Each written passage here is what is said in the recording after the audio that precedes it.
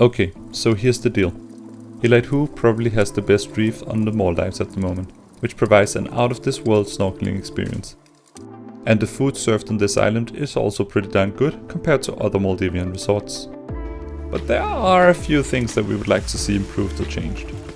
I'm Frederick. I went on my first once-in-a-lifetime trip to the Maldives 20 years ago, which turned into an expensive hobby. I run a website called MaldivesFinder.com, but more about that later.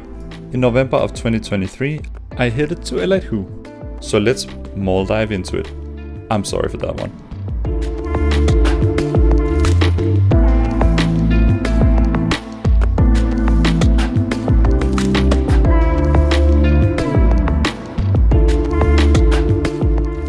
When arriving in Valana International Airport, you will have two options for transfer to the resort: speedboat or seaplane. As always, we suggest you pick the seaplane if this is your first time visiting the Maldives. But if you want to save some money, or like us, have a short flight to Male and are therefore not as tired, go for the speedboat. We were told to wait in the general arrival area in the airport, which is quite busy. While you can buy some coffee and food, it does not feel like the luxury you would expect at the Maldives. This is where our first insider tip comes. You cannot time the boats. We rushed off the airplane and had planned everything to hopefully make the first boat. They're not exactly on a fixed schedule, and when a plane got delayed almost an hour, they kept the boat waiting to get all passengers on board. If you get calm waters, like us, the boat ride takes as little as an hour and is generally comfy, if not a bit loud.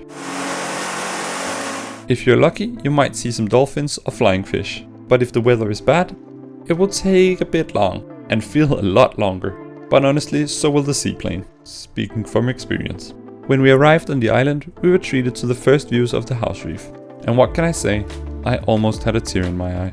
Just seeing it from above, we could tell we were in for an absolute treat.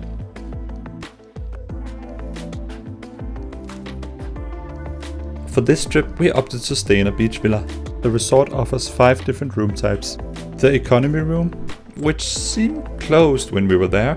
The garden room, scattered on the north and west side of the islands, one layer in from the beach villas, does not offer a direct beach access. The superior rooms, consisting of 4 and 4 rooms, apartment style, with 2 rooms on the ground level and 2 rooms above. You get a view of the ocean, but less direct beach access from the upper levels. 24 water villas placed in a half circle on the west side of the island, allowing for some beautiful sunsets. The villas are conjoined 2 and 2 and do not provide direct access into the ocean, so you have to walk onto the island and enter via the beach. Finally, we have the beach villas, which we stayed in. Fully standalone, with an open-air bathroom and a side entrance, making it easier not to drag in too much sand.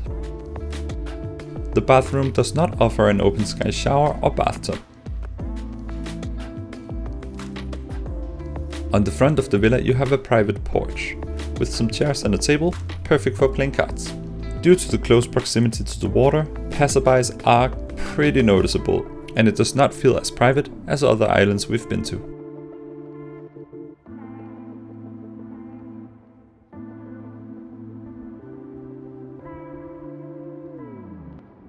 Notice how I use the word water and not beach? That's on purpose. About 80% of the island does not have an actual beach, but rather a cement wall with stairs every once in a while. This does take a bit away from the overall experience. If you want to be on the beach, you will be at the same spot as everyone else wanting that. Once you're in the water though, it feels just as magical as you would imagine, no matter if you chose some stairs or the beach. The entire island is surrounded by wave breakers, containing you inside the pool-like lagoon and keeping the waves outside. This is again something to take into consideration. For some this is a huge plus, as it gives a peace of mind when snorkeling. For others it's a minus, as it takes away from both the views as well as the sounds of small waves crashing onto the beach. Here's a short audio clip of the waves on the beach side of the island.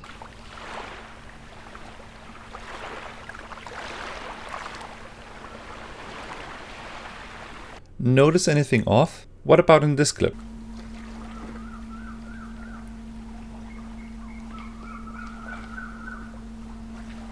If you're not using headphones, I don't blame you, but a low-pitched humming is always heard throughout the island.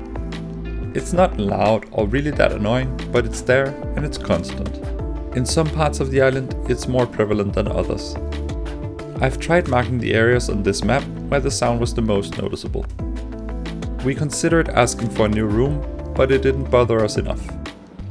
It came from a water treatment plant in the middle of the island.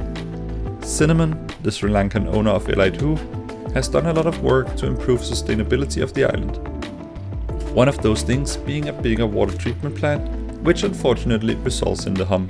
If you go to the Maldives for sound recording, this is not the island for you. If you on the other hand go for the underwater world, whether snorkeling or diving, this might be as good as it gets right now. It's hard to know where to begin, so let me just start by showing you a few clips of the reef.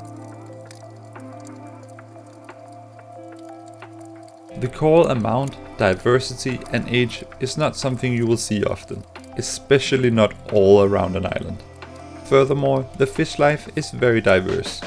We saw turtles, spotted eagle rays, an albino giant triggerfish, black and white tip reef sharks, as well as nurse sharks and a few stingrays at night.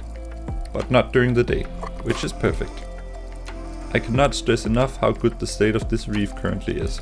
Notice how I always say currently? That's because reefs change a lot. Though corals look like solid stone, they very much aren't, and they can move, bleach or outright die, which would usually mean the fish would find another spot as well. If travelers like ourselves are not careful when enjoying the underwater world, we might hurt it. Using the wrong sunscreen can severely hurt the corals. We have a blog post on our website, linked below, with some of the things you should look out for in the sunscreens. Breaking or maybe even touching the corals can take many years to repair, so please do not touch or stand on them. And if you see someone else do, please let them know not to, even with flippers. And sometimes a mass bleaching event can happen. This can be from simply a 1 degree Celsius increase in the water temperature for 2 weeks, and the corals will start driving out its algae, therefore dying and losing its magnificent color. The last mass bleaching event in the Maldives was back in 2016, where 73% of corals were affected. There have been minor bleaching events since. It does, however, look like Ellaidhoo avoided the majority of these events, as many of the corals are very big and old, which is wonderful to look at. All of this swimming worked up the appetite. Let's take a look at the food offered on Ellaidhoo. As with most Maldivian resorts, the main restaurant offers a buffet style setup. Thrown into this mix are a few staple live cooking stations. For breakfast, an omelette as well as a pancake and waffle station. For lunch and dinner, a pasta and salad station, as well as a third one with different offers for dinner. We saw freshly made naan, deep frying station and a carvery. This is perfect for the family with children or a picky eater, like my better half, who was happy that she could always get some freshly made spaghetti bolognese if nothing else seemed interesting. But she rarely did. There was always a huge selection of food you really wanted to try, almost too much to decide between. Unlike many other Maldivian resorts with buffet-style restaurants, Ellaidhoo didn't seem to have a theme night every night, but rather a few staples, like a Sri Lankan corner, which we very much appreciated, having just spent 2 months in Sri Lanka. The taste and quality of the food on Ellaidhoo is in the higher end of the buffet restaurants we have tried on the Maldives. And the staff was super friendly. They remembered our usual orders after only a few times going to the buffet. There was, however, one drawback, at least at the time of our visit. There simply wasn't enough room in the eating area. Though you had your own personal table, so you didn't have to worry about whether there was availability, the tables were very close together, which didn't make it feel very private. And when navigating to and from the buffet with a plate in your hand, it could be a bit cumbersome. Since arriving home, we've been informed that the, before exclusive to the Water Villa guests, restaurant, the Scenic Restaurant, yeah that's the name, don't come at me, has been open to all guests, which might help. All in all, we were very happy about the food on Ellaidhoo. The drinks, on the other hand, were absolutely amazing as well, though we didn't quite know what was included in the all-inclusive package. On their website, they wrote that espresso-based coffee and the minibar was not included, but we were assured when arriving on the island that it was. And we didn't have to pay for it when leaving, or at least we didn't, and I haven't been hunted down by angry Maldivians yet. So if there's something you really want and it says that it's not included in the all-inclusive, try asking. Let's talk about the available excursions and how that didn't really work that well on Ellaidhoo. Having booked directly, we had a perk where we could take a free excursion to an uninhabited island. We signed up for this trip early on and we were told the minimum required guests were 6. so we had to wait for more to sign up, no problem. When we were nearing the end of our trip, we were still the only ones who had signed up. We asked what our options were. We were told we could wait and hope for more sign-ups or take another excursion. We decided to cancel our sign-up and try the sunset fishing instead, which was very cool. The Maldivians really know where the fish are and how to get them.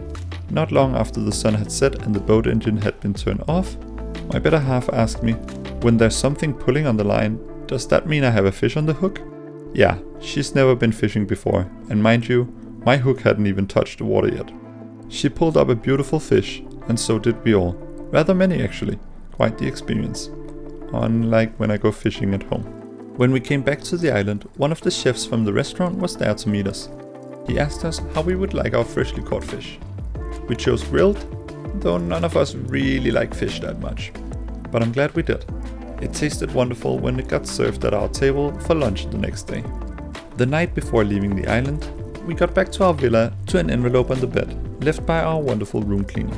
It said that there were finally enough people for the island trip, so we would be going the next morning. The same morning we had to leave to go home, mind you. Although I was about ready to hide on an uninhabited island instead of going back to work and had already inflated my Wilson volleyball, I don't think my boss would have been that happy. And all of this was even though we had already cancelled our sign up for the trip. Not a major issue, but not the smooth experience we have had on other islands. Before coming to our insider tips, we have a few thoughts on the island feel as a whole.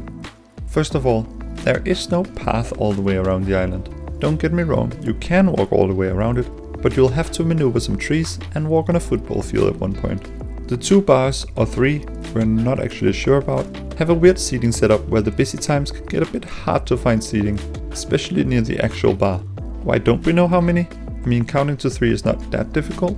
It was because the 3rd bar was there, but closed, but open, but closed. You could get a drink from the main bar and walk a few steps to the 3rd bar, but the counter there was closed. A little strange, and this was on a fully booked island. Third, the staff didn't seem to discourage leaving towels on the pool seating, unlike all other Maldivian resorts we've been to. Not a big issue as we prefer the sea anyway, but when we wanted to lounge at the pool with some iced coffee, there was no seating available, though no people were using them. Fourth, the staff on Ellaidhoo was amongst the most friendly we've met so far.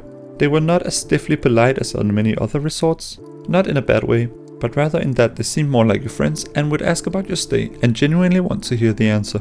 This was probably helped by the fact that we had just traveled Sri Lanka for a bit, where a lot of the staff on Ellaidhoo, as with most resorts, are from. Now for our insider tips.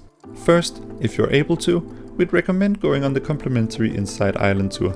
Cinnamon is very open about how they run things, and it's a fun experience to see how they manage to keep everything running, and getting to see the staff village in the middle of the island. Second, though there can be a lot of money to save booking directly, and this is what we suggest a lot of the times, the resort was a little hard to get in touch with when our flight from Colombo got rescheduled. We got in contact and managed just fine, but just something to take into account. Lastly, and most importantly, if you like snorkeling, diving, or generally looking at corals and fish, this is the resort for you. It might not have been perfect on all points, but the reef more than makes up for it. And I'm willing to bet that this is not our last time visiting Ellaidhoo Maldives by Cinnamon. You got the full name. All in all, we really enjoyed our time at Ellaidhoo. We generally enjoy our time in the Maldives and are always eager to try new island resorts. It should be noted that the Maldivian standard of hospitality is generally extremely high. So even the worst parts of this review should take into consideration that we are judging Ellaidhoo on a Maldivian scale specifically, not an international one. As I mentioned, I run a website called MaldivesFinder.com, which is tailored specifically to sort through Maldivian island resorts and help match you with your dream destination, or two. This is a passion project of mine and thus 100% free of charge to use. Thank you for watching, see you on the sunny side.